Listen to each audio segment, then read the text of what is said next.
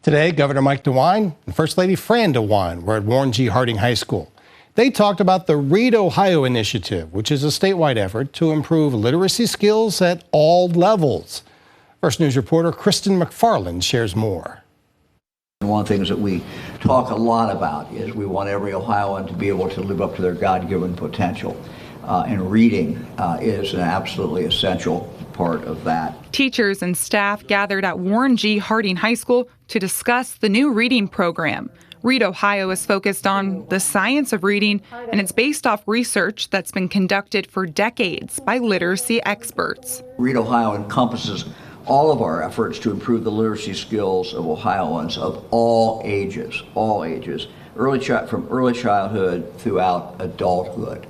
Governor DeWine says 40% of Ohio third graders are not proficient in reading, and that we need to seriously look at how we are teaching reading throughout the state.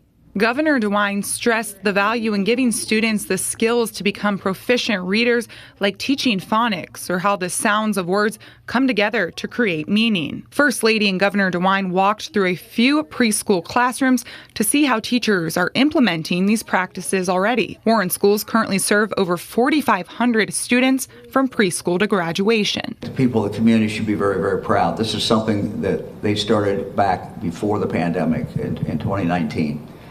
We have many schools around the state of Ohio who are just now getting started. This is the 13th school Governor DeWine has visited this spring in Ohio. Teachers sat through a video that showed how the Science of Reading program works and the role teachers play. It was not about poverty. It was not about students' home life. It was about what we can do, what is in our control in this building, what practices can we put in place to make sure that our kids are literate and that they can read. Kristen McFarland, WKBN 27 First News. And money for literacy programs, including materials and support services, was included in the state budget signed last month. Hi everyone, I'm Lindsay Watson. Thanks for watching the WKBN 27 First News YouTube channel. If you want more video news, subscribe to our channel. And don't forget to download the WKBN 27 First News app for breaking news alerts.